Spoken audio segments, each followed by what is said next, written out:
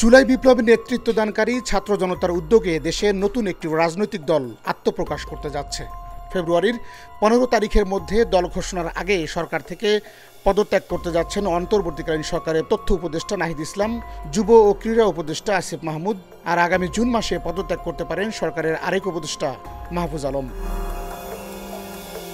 জানা গেছে নতুন দল প্রথমে আহ্বায়ক কমিটি ঘোষণা করবে। কমিটিতে আহ্বায়ক কে হবেন তা জানা না গেলেও সদস্য সচিব হতে যাচ্ছেন নাহিদ ইসলাম। ছাত্রদের নতুন দলের গঠনতন্ত্রের কাজ চলমান রয়েছে বলেও জানা যায়। নতুন দল গঠন নিয়ে দেশের রাজনীতি এখন সরগরম হয়ে উঠেছে। ইতোমধ্যে বিএনপির মির্জা ফখরুল ইসলাম আলমগীর ও তথ্য উপদেষ্টা নাহিদ ইসলামের বক্তব্য ও পাল্টা বক্তব্য নতুন বিতর্কের জন্ম দিয়েছে।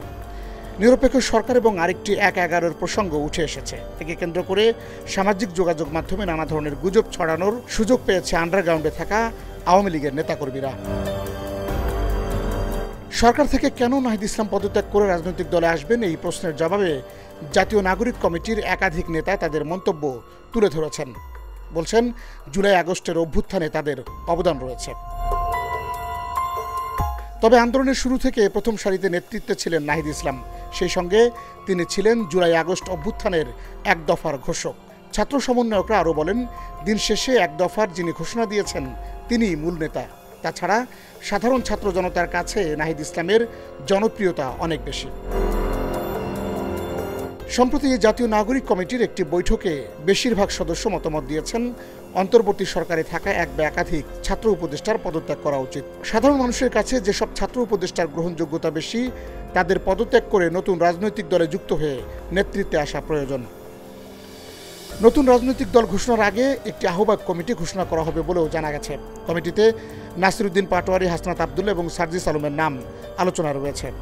আহ্বায়ক কমিটির মাধ্যমে রাজনৈতিক দলের আত্মপ্রকাশের পরে সময় নিয়ে কাউন্সিলের মাধ্যমে পূর্ণাঙ্গ কমিটি করা হবে। জাতীয় নাগরিক কমিটির এক নেতা জানান, জুলাই গণঅভ্যুত্থানের শহীদ, আহত এবং জনতার আকাঙ্ক্ষা হচ্ছে অভ্যুত্থানে যারা নেতৃত্ব দিয়েছেন তারা সরকার থেকে পদত্যাগ করে নতুন রাজনৈতিক উদ্যোগ গ্রহণ করবেন। তাই সরকারে থাকা ছাত্র প্রতিনিধিদের প্রতি তাদের আহ্বান, জনগণের আশা আকাঙ্ক্ষার প্রতি সাড়া দিয়ে নতুন রাজনৈতিক দল গঠন করা। সরকার থেকে ছাত্র উপদেষ্টাদের পদত্যাগের বিষয়ে নাগরিক কমিটির বেশ কয়েকজন বলেন, কে পদত্যাগ করবে বা কারা রাজনৈতিক দলে আসবে সুনির্দিষ্টভাবে তা এখনও চূড়ান্ত হয়নি। এদিকে বিএনপি সহ বিভিন্ন রাজনৈতিক দলের অভিযোগ, সরকারের সুযোগ সুবিধা নিয়ে রাজনৈতিক দল গঠন করার চেষ্টা করছে একটি পক্ষ। এমন চেষ্টার কারণে অন্তর্বর্তী সরকারের নিরপেক্ষতা নিয়ে প্রশ্ন উঠবে। এমন আলোচনার সমালোচনার পরে গত বৃহস্পতিবার অন্তর্বর্তী সরকারের পরিবেশ উপদেষ্টা সৈয়দা রিজওয়ানা হাসান জানান, নতুন কোনো রাজনৈতিক দল গঠনে অন্তর্বর্তী সরকারে কোনো পৃষ্ঠপোষকতা করছে না। নতুন রাজনৈতিক দলের গঠনতন্ত্র নিয়ে জাতীয় নাগরিক কমিটির নেতৃবৃন্দ বলেন, দলের গঠনতন্ত্র কী হবে সেটা নিয়ে তাদের আলোচনা চলছে।